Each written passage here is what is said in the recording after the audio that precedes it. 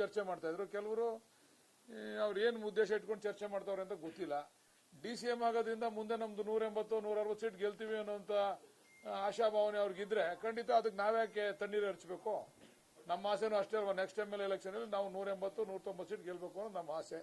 ಆ ತರ ಮಾಡ್ತೀವಿ ಅಂತ ಅವ್ರು ಯಾರ್ಯಾರು DCM ಆಯ್ತೀವಿ ಅಂತಕ್ಕಂಥವ್ರು ಮುಂದೆ ಬಂದು ನಾವು ಸರ್ಕಾರ ತತ್ತೀವಿ, ನಾವು ಒಂದು 20 ಸೀಟ್ ಗೆಲ್ಸ್ತೀವಿ ಅಂದ್ರೆ ಖಂಡಿತ ನಾವು ಅದಕ್ಕೆ ಸಹಕಾರ ಕೊಡಕ್ಕೆ ಕೊಟ್ಟ ಮೇಲೆ ಎಲ್ರಿಗೂ ಅನ್ಯಾಯ ಆಗ್ಬಾರ್ದಲ್ಲ. ಎಷ್ಟಾಗುತ್ತೆ ಸರ್? ಅಲ್ಲ ಸರ್, ಐತಪ್ಪ, ನೀವು ಒಂದು ಕೊಟ್ಟ ಮೇಲೆ ನೀವು ಎಲ್ಲ ಸಮುದಾಯದವ್ರು ಕೇಳ್ತಾರಲ್ವಾ, ನಮ್ಮ ಸಮುದಾಯ ಕೊಟ್ಟು DCM ಕೊಡಿ ಅಂತ. ಎಲ್ರಿಗೂ ಕೊಡ್ಲೇಬೇಕಾಗ್ತದೆ. ರೈಟು, ಲೆಫ್ಟ್, ಬೋವಿ, ಗೊಲ್ರಿದ್ದಾರೆ, ಬೇರೆ ಬೇರೆ ಎಲ್ಲ ಕಮ್ಯುನಿಟಿ ಬ್ಯಾಕ್ವರ್ಡ್ ಕ್ಲಾಸಸ್ ಇದಾವೆ. ಒಂದೊಂದು DCM ಮಾಡ್ಬೋದು, ಒಳ್ಳೇದಲ್ವ. ಅವ್ರ ಉದ್ದೇಶ ಏನು ಅಂತಂದ್ರೆ ಮುಂದೆ ನಮ್ಮ ಸರ್ಕಾರ ತರಬೇಕು, ಇದರಿಂದ ನಮ್ಗೆ ಅನುಕೂಲ ಆಗ್ತದೆ ಅಂತ. ಆ ಉದ್ದೇಶ ಈಡೇರಲಿ ಅಂತ ನಾವು ಅದಕ್ಕೆ ಸಹಕಾರ ಕೊಡ್ತಾ ಇದ್ವಿ. ಒಬ್ಬರಿಗೋದಿಂದ ಪ್ರೂವ್ ಮಾಡಕ್ಕಾಗಲ್ಲ, ಎಲ್ಲರೂ ಆದ್ರೆ ಪ್ರೂವ್ ಆಯ್ತದೆ ಅಂತ ಅವ್ರ ಅಭಿಪ್ರಾಯ. ಅವರು ಹೇಳ್ತಿರೋದು ಕಳೆದ ವಿಧಾನಸಭಾ ಚುನಾವಣಾ ಸಂದರ್ಭದಲ್ಲಿ ಆ ಸಮುದಾಯಗಳೆಲ್ಲವೂ ಕೂಡ ಪಕ್ಷಕ್ಕೆ ಬೆಲ್ಲಿ ನಿಂತಿದ್ದಾರೆ. ಹಾಗಾಗಿ ಇವ್ರು ಎಲ್ಲರೂ ನಾವು ಈಗ ಯಾವ ನಿಂತವೆ ಯಾವ ನಿಂತಿಲ್ಲ ಅಂತ ಹೆಂಗೆ ನೀವು ಅದನ್ನ ವಿಶ್ಲೇಷಣೆ ಮಾಡ್ತೀರಾ?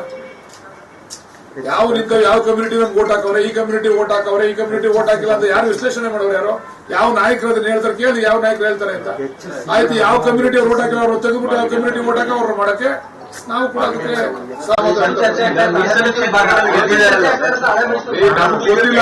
ನಾವು ಅನ್ಕೊಂಡಿದೀವಿ ಎಲ್ಲ ಕಮ್ಯುನಿಟಿ ಅವರು ಓಟ್ ಹಾಕವ್ರೆ ನಮ್ಮ ಪಕ್ಷಕ್ಕೆ ಅಂತ. ನೀವು ಯಾರ ನಾಯಕರಿಗೆ ಮಾಹಿತಿ ಇದ್ರೆ ಯಾವ ಕಮ್ಯುನಿಟಿ ಓಟ್ ಹಾಕಿಲ್ಲ ಅಂತ ಆ ಕಮ್ಯುನಿಟಿ ತೆಗೆದ್ಬಿಟ್ಟು ಯಾವ ಕಮ್ಯುನಿಟಿ ಓಟ್ ಹಾಕೋರು ಅವ್ರು ಮಾಡ್ಲಿ. ದಲಿತ ಅಲ್ಪಸಂಖ್ಯಾತ ಲಿಂಗಾಯತ ಸಮುದಾಯಕ್ಕೆ DCM ಕೊಡಬೇಕು ಅಂತ ಹೇಳ್ತಿದ್ದಾರೆ. ನಾವು ಅದ್ರ ಜೊತೆಗೆ BCM ಏನು ಸೇರಿಸ್ಕೊಳ್ಳಿ ಅಂತ ಹೇಳ್ತಾ ಇದ್ದೀವಿ. ಅವರು ಓಟ್ ಹಾಕಿಲ್ವಾ ಪಾಪ? ಅವ್ರಿಗೆ ಯಾಕೆ ಅನ್ಯಾಯ ಮಾಡ್ತೀರಾ ನೀವು? ಜೊತೆಗೆ DK ಅವ್ರು ಏನ್ ಮಾಡ್ಬೇಕು ಅನ್ನೋದು ಹೈಕಮಾಂಡ್ ಮಾಡ್ತದೆ. DK ಅವ್ರನ್ನ ಬೇಕು ಬೇಡ ಅನ್ನೋದು ತೀರ್ಮಾನ ನಾವು ಹೈಕಮಾಂಡ್ ತೀರ್ಮಾನ ಮಾಡ್ತದೆ. ಅದನ್ನ ನಾವು ಅಷ್ಟು ದೊಡ್ಡವರಲ್ಲ, ತೀರ್ಮಾನ ಮಾಡೋದು ದೊಡ್ಡವರಲ್ಲ. ಆದ್ರೆ ನಾವ್ ಹೇಳೋದು ಎಲ್ಲ ಐದವರೆಗೆ ಎಲ್ಲರಿಗೂ DCM ಮಾಡ್ಲಿ, ಮಾಡ್ಬೇಕು ಅಂತ ಹೊಟ್ಮೇಲೆ ಎಲ್ರಿಗೂ ಮಾಡ್ಲಿ ಅಂತ. ಅಷ್ಟೆಲ್ಲ DCM ಮಾಡಿದ್ಮೇಲೆ ಜೊತೆಗೆ DK ಶಿವಕುಮಾರ್ ಅವರು DCM ಆಗಿ ಮುಂದುವರಿಬೇಕಂತ ಇದೆ ಪ್ರಶ್ನೆ. ಈಗ ಅದು ಹೈಕಮಾಂಡ್ ತೀರ್ಮಾನ ಬಿಟ್ಟಿದ್ದು, ಅದು ಅವರು ಬಿಟ್ಟಿದ್ದು, ನಮ್ಮ DCM ಅವರು ಬಿಟ್ಟಿದ್ದು. ನೀವು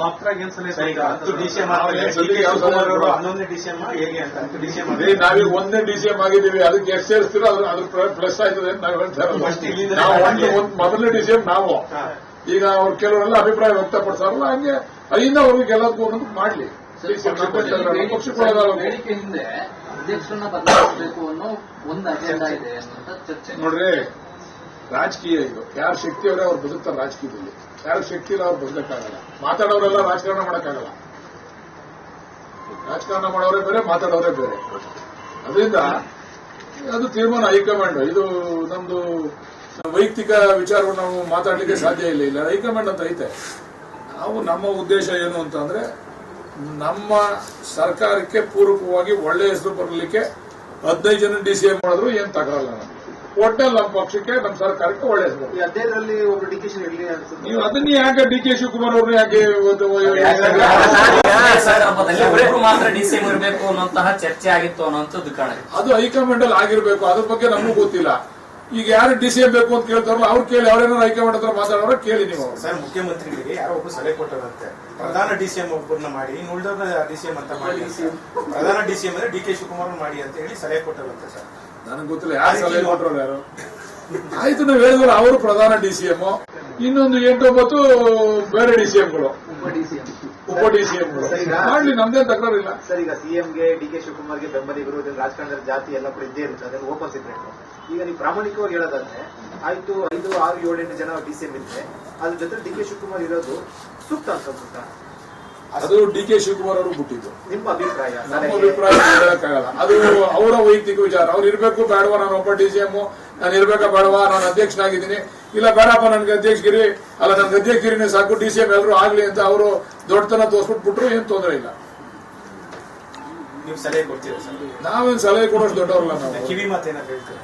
ಕಿವಿ ಮಾತು, ಸಲಹೆ, ಈ ವಿಚಾರದಲ್ಲಿ ಕಿವಿ ಮಾತು ಹೇಳೋದು, ಸಲಹೆ ಕೊಡೋಷ್ಟು ದೊಡ್ಡವರಲ್ಲ ನಾವು. ನನ್ನ ವೈಯಕ್ತಿಕವಾದಂತಹ ಅಭಿಪ್ರಾಯ.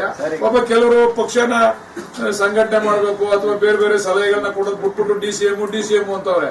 ಅದಕ್ಕೆ ನಾವು ಅದಕ್ಕೆ ಧ್ವನಿಗೂಡಿಸ್ತಾ ಇದೀವಿ.